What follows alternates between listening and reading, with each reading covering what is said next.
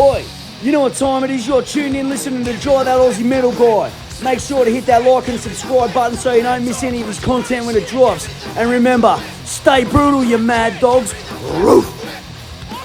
G'day, legends. It's Jai, that Aussie metal guy here with Crannk'd.com. So today, tonight, wherever you are, it's a great pleasure that I'm getting to chat with Sean Horror from the glorious Twisted lineup, Darkflow. Since the release of their 2023 debut album, Insane Circus, Darkflow has been grabbing attention with their bold visuals, pounding industrial-infused metal, and their full-throttle horror aesthetic. But they're not slowing down anytime soon because right now they're wrapping up with their latest single, Press the Button. It is the second single following on from the last symphony of their forthcoming album, Imminent End, which is set to drop May 27th. And we do have Sean Horror here, of course, talking about all things Darkflow. Sean, thank you so very much for joining me, my friend. Thank you very much, man. That's a really nice, cool thing to do, you know. Well, I have seen your interviews before, and it's really cool to be in one, you know. Yeah, thank you very Yeah. much. No, I do like to put in a bit of effort and research and check out the band and to do a great interview for you. It is an absolute pleasure.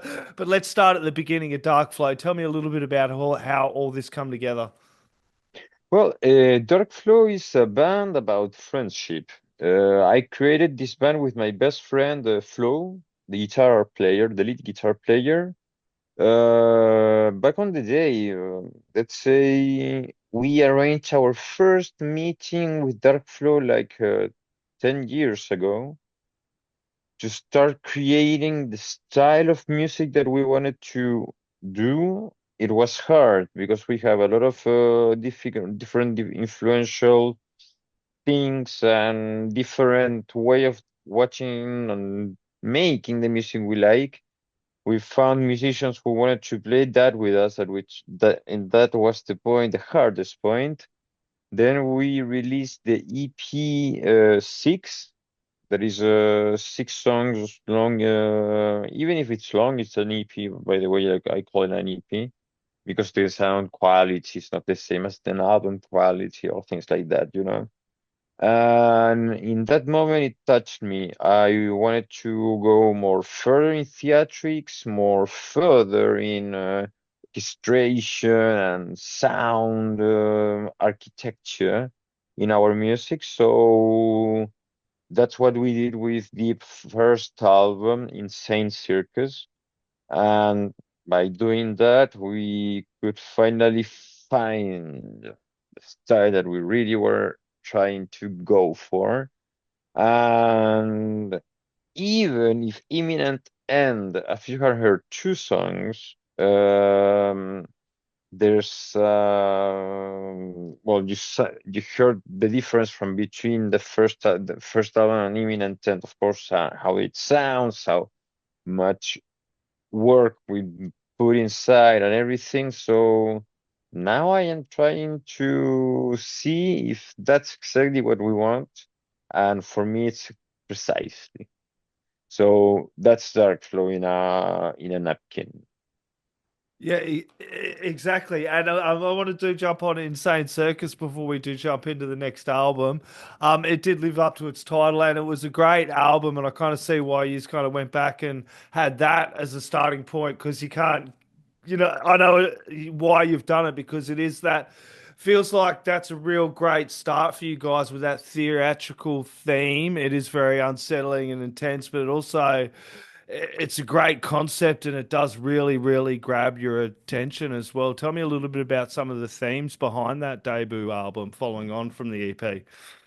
Well, Insane Circus is an album that I did because in 2020 I got really sick and with a neurodegenerative disease. Okay. And when I was told that, it was like, oh, fuck, again, this is not gonna last too much. They told me that I was going to die, I don't know, 2025. I'm still alive, so fuck them. I know, fuck that. Uh, We're in a small club too, mate. I got that as well. I was told that in 2023, like I might not survive, and we're still here. Thank fuck for that, eh? exactly, that's the same thing that I think. But people are a little bit like those who are really into the album. It's like, Sean Horry is still alive. He was lying to us, or what? What did happen? No, I don't know what happened. I'm doing not better, but I'm not going worse. Yep. It's like it's established after 2023 in the same point, and I just knew how to treat it, how to treat my sickness with other things. So going track by track, you can see the first song, Insane Circus. It's me doing the intro and explaining the people what is the object and the concept of the album.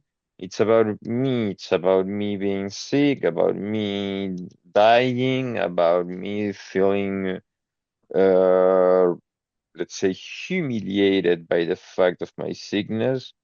Then you have immediately suicidal headaches. That are the headaches, how they call the headaches that I have. So since they called those headaches suicidal headaches, it was like, that's a good, that could be a nice song title. So I did that one. Then you have Eternal Suffer, that it's a song that explains more about the sadness that you have when you have the people looking at you as a person who has lost his health, and some people are like, let's say they want to be really compatible, they want to compatize with you, they like to be there all the time and try to know how you're doing and all that shit. And other guys are like, that motherfucker is dying. So that's part of the show. Eternal Suffer is more like the clown mess. Yeah. Somebody that you're always seeing and you're judging him, but even if it's for good or for bad, you're judging his situation without not even knowing what the fuck that guy is going through. Then you have It's Getting Darker. It's Getting Yep. Darker is a song that that it speaks about my pain in the eye because all my nerves in the eye are pain. I lost the left eye. I'm trying not to lose this one so I don't go completely blind. Yep.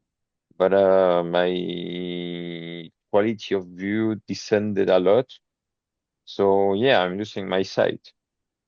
That's a song that is like that's why it's called It's Getting Darker, is because every day, little by little, it's getting darker, everything, my view, one of my senses is abandoning me.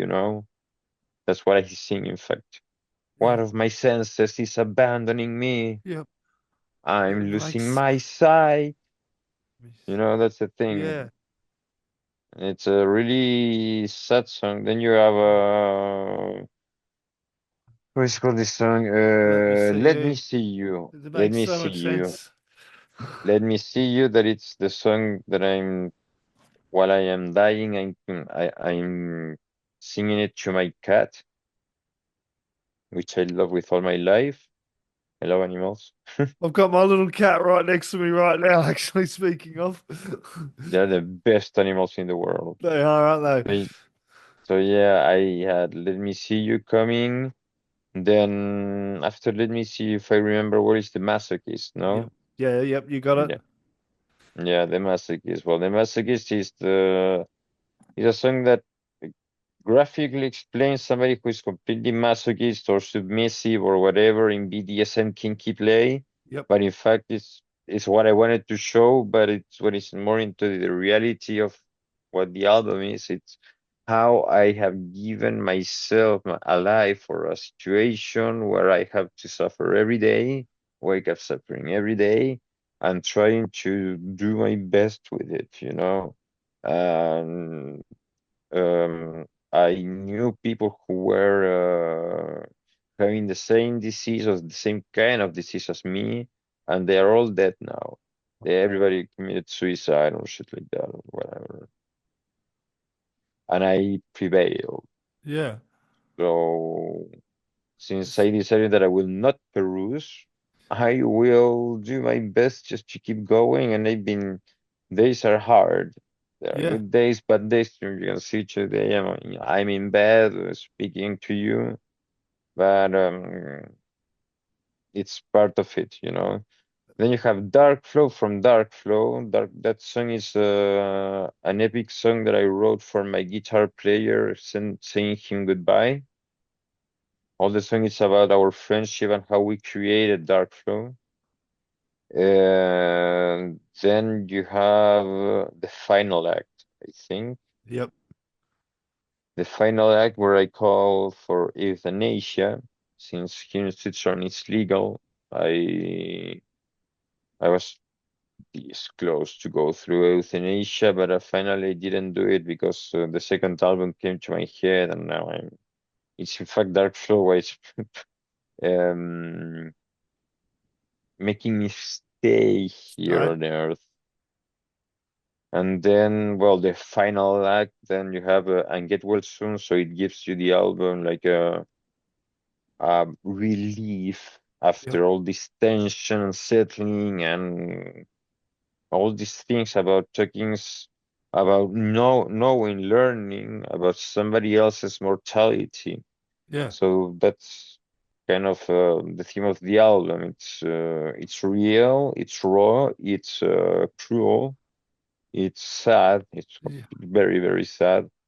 And the last song was to just a little bit like an outro song where it's more peaceful, and then you have more, well, you feel better after hearing it, you know, because Yeah. it's the album itself is it's really, it has its tension.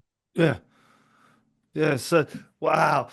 So how that's so many things to unpack out of this there, Sean Horror. Absolutely amazing.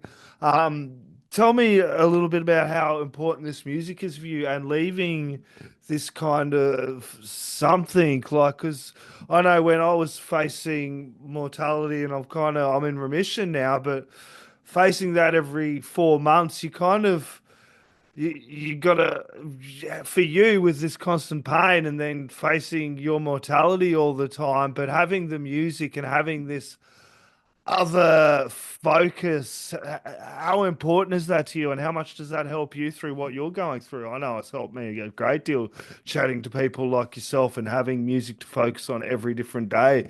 But for you, it's the same but different. Tell me about that for you. Well, that's just a little bit what you said. Yeah. So the thing is that for me there's nothing more important in my life than my music. So Yeah. I am not doing dark flow like a local little band. I don't wanna I'm going further now. Yeah. I need to maintain this machine going on so I can go on. Yeah. Because when if this machine stops, I stop. Yeah. I don't have anything else in my life. It's Darkflow is my life. So I am always going to give everything I can to maintain that because that's part of my integrity, and my integrity is to make this band the best fucking shock metal band ever existed. And that's if I can. And after that, is trying to make this band to be always working, having a work in progress, always have something going on, so I have my head always filled with things to do. Today. Like now I'm giving interviews, but this is the promotional area. Yeah. Then you have also, well, the music area, composing, doing songs, writing, launching albums, trying to finally, if we find an agent, Yep. because agencies are, man, it's hard to have somebody just to book you elsewhere. Yeah. And it's really hard. You know, in Europe, it's crazy. I don't know how it is where you are, but here it's stupidly crazy. And I would love to change that to have a good agent for Darkflow. And as well, I think I would love to find a label who can give us a house But it depends because labels are, well, the industry is dying. Yeah, Everybody has to understand that.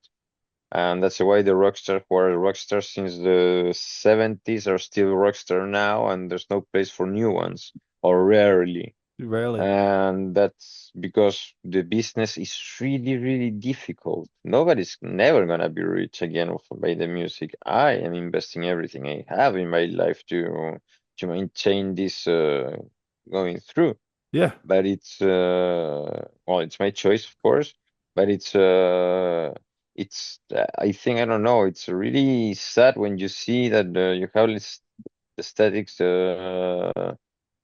Let's say like almost 500,000 views or streams on Spotify, and then you go to see how much you are winning with that. It's nothing, I know. nothing. I It's almost know. nothing. I've chatted to a couple of people. I remember chatting to Al Anderson about some of the old record labels. He was guitarist for Bob Marley and the Wailers, and the record labels were bad then, and it's kind of seemed to change now as these digital streaming platforms that have taken the place of these.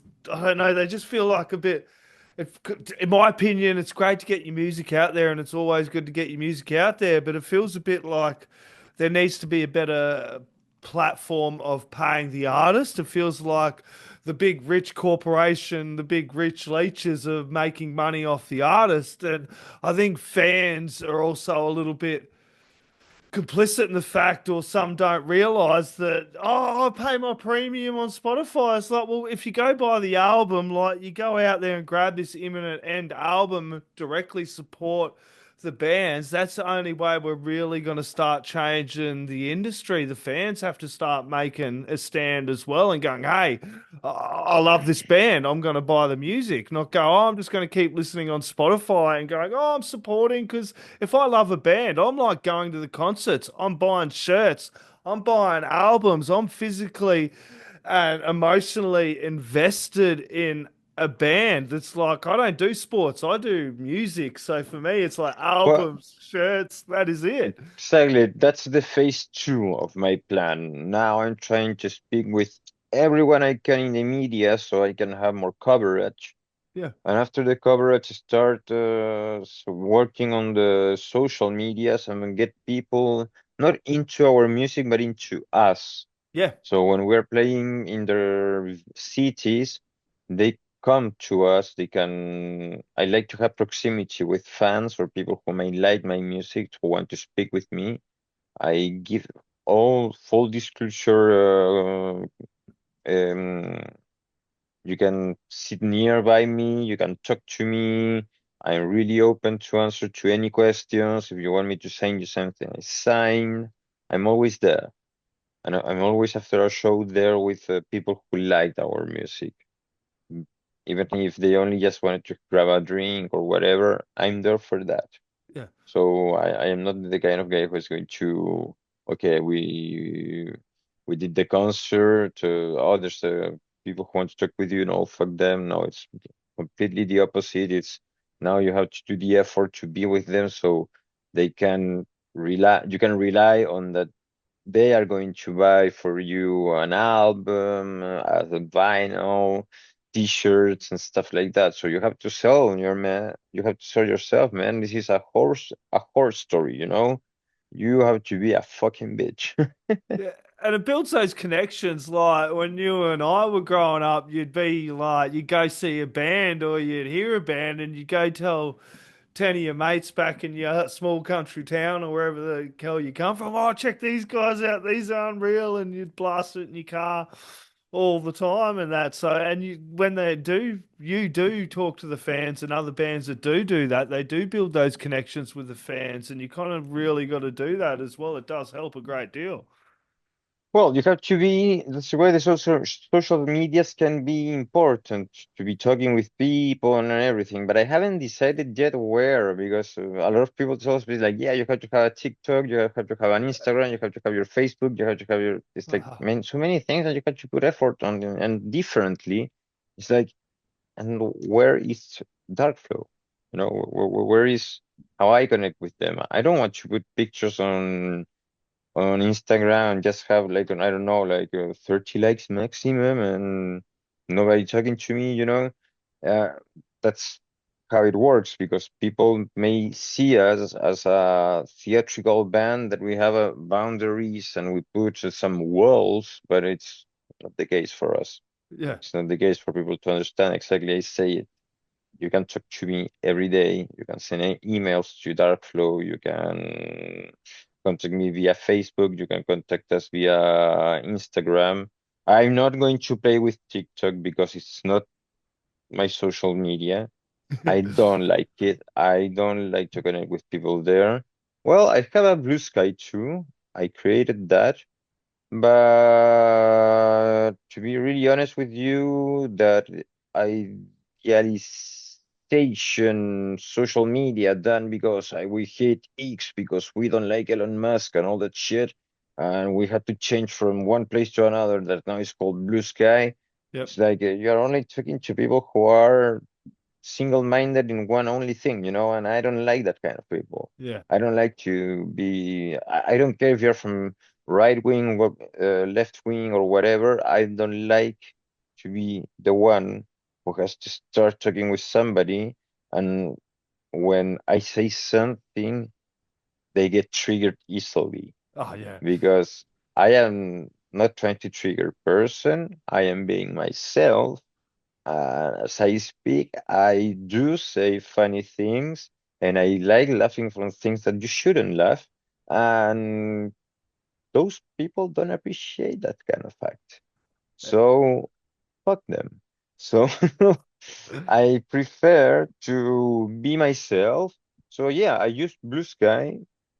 Some people have come around and they'll say that they love my music. They send me messages by there and all that stuff, but never, ever, ever try to politicize me Yeah. because I don't have any political point of view. I'm a Chilean man who lives in Switzerland who has passed a lot of shit in his life and sick enough to be sick about everything what's going on in the fucking world.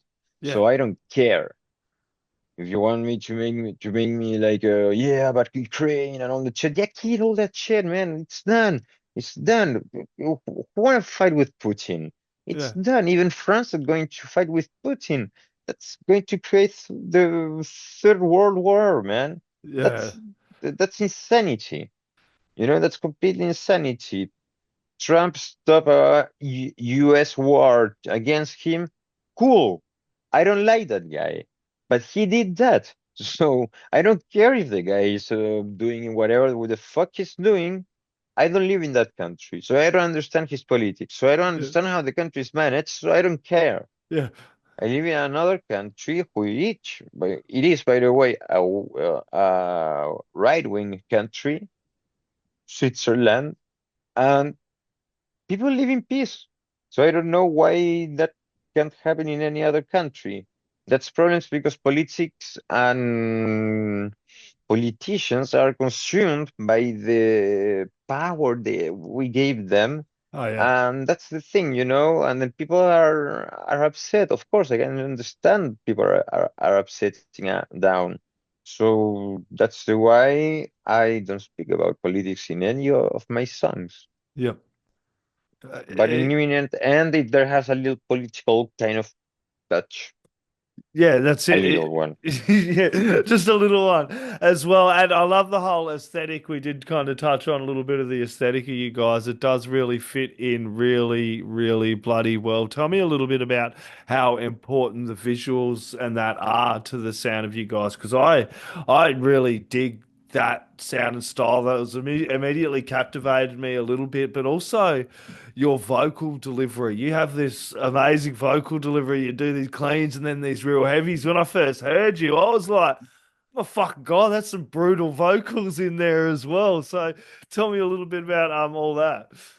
Well, my vocals are part of something that I really, really wanted to work. Well, I'm a huge King Diamond fan. Yeah, yeah, Everybody and knows it. And you can hear it. yeah. You can hear it on me. It sounds a little bit. Yeah. I am the guy who gives the goth style in the band. Yeah. the one who brings this aesthetic thing, the one with the makeup, the one with all the costume and everything. And that is because I love theater and I wanted to mix theater and metal. Yeah. Well, King Diamonds made the same thing. He has a high-pitched voice and everything, and I wanted to go the opposite way, more Yeah. into growling and psychological, putting three voices that are really like scary or demented, or that you think that this guy is fucking crazy. That's Shan Horror is that. He's a fucking crazy guy singing what it's happening in his head.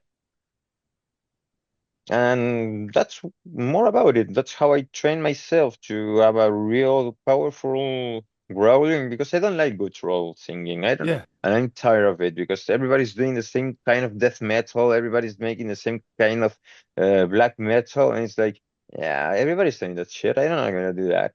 Yeah. Growling is really, really, really unique thing that you have. It's about you, how you sing, how your body makes this vibration. My growling is going to be always different from the growling of anybody else. And I not overuse it always. Sometimes you can see, well, there's a song that I have more, there's less, but I always try to compensate with the crazy vocals or Yeah. crazy narration style or giving poetry, uh, things like that. So yeah, that's how I try to sing. That's So, my signature singing. the latest single is Press the Button. Tell me a little bit about this track. Well, the last single, Press the Button, is about, well, it comes after Last the Symphony. other single called The Last Symphony. it was Last Symphony, yes, come just after that. In the Last Symphony, you have God coming on Earth and doing God's wrath that it's killing all humanity.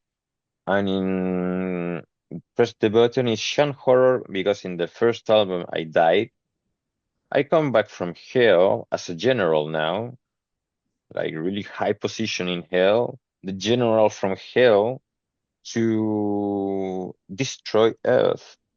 And in that song, I'm putting a gun over, let's say, a world leader. I didn't want to finger somebody that everybody knows. Like I didn't put a picture of Trump or Putin or Yeah. whatever because I didn't want to involve nobody existing in that moment.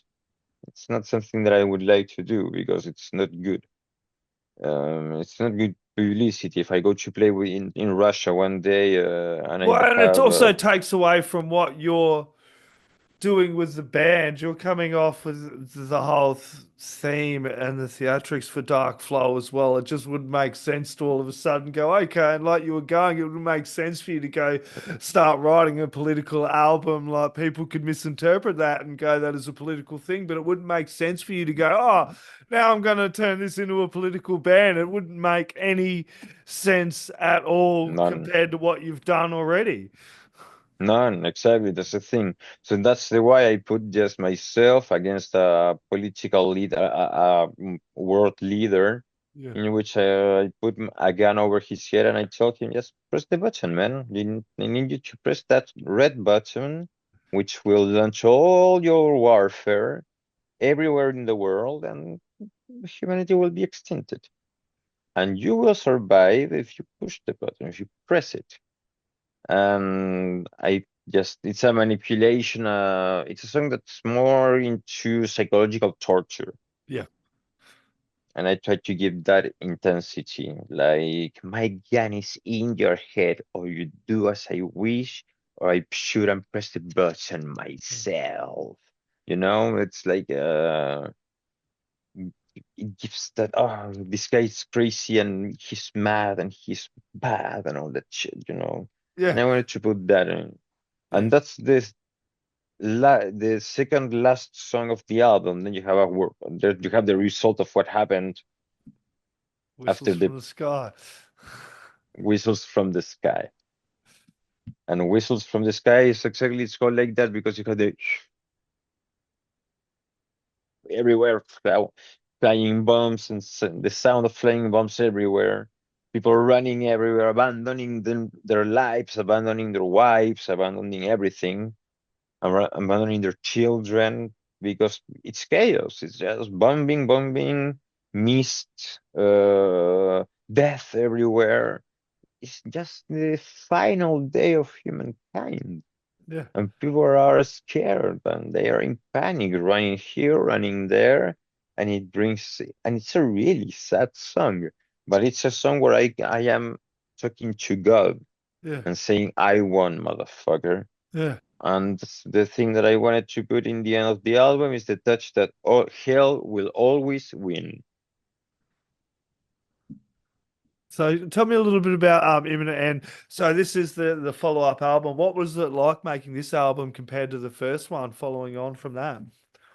Well, the differences is that this album is more thrashy. Yeah. It's more strong. It's more metal. It has a lot more orchestration than in the first album. It's really more developed. The theatrics are much, much more aggressive. Every song is a way how the world is coming to an end. So I like to treat it like a prophecy because everything that I sing in the album might happen. Yeah. It's only just about, we are about in a second that a one stupid idiot will throw a hydrogen bomb in the ocean and see what happens, you know? And that thing could bring us a tsunami or something worse to a country or to a whole continent. So things like that I'm singing in every song. So people are really used to, because we as humankind, we are like that. We separate each other a lot. We divide each other with others because no, you can't enter here. I am creating this. So people, there's a song where people are trying to go and help those people in need after the tsunami, and they became all pirates. They start attacking each other. They are start making sexual wars, and that's why God get mad and comes to Earth to destroy all the shit, Yeah. restart and destroy everything. So the live show, tell me a little bit about your live shows, man. How are they going though, and how important is it for you to have that stage theme as well? Because I have watched a little bit of you guys doing that as well. My what? Sorry. Tell me a little bit about the live shows, how they're going for you. Ah, the live shows. Yeah, well, the live shows, it's well, if you can see in the clip of Press the Button, you can see a little bit of about how humbly we developed a live show with place where I can speak as a general, you know, like Yeah, a commanding stage thing for me that it's that adds gravitas, of course. Then you have these banners that are with bombs going away. Then you have this, well, you have our logo in the back and everything that we created there. It's not that much yet. I would like to make it much more, but well, need money for that. We are just a poor local band, which might not get further. So if we go further with this kind of show, it's fine. It's not like poor at all, but it's not exactly my optimal last thing or last wish that I would like for a stage. But yeah, in the live shows, I like to put everything not only in the gadgets. It's me who is the one making all the show for all the songs. Of course, a little bit of interaction with each musician, a little from here and there, but 90% of the show is me. I yeah. am the front man, and I am doing all the theatrics that is must be done for people to see a show of Darkflow and say, "Holy crap, these guys are insane," and that's what I'm going through. I want that. And also, it must be a physical toll on you with everything else you're going on, putting these shows on, yeah? it's worth the risk. Yeah. Completely worthy.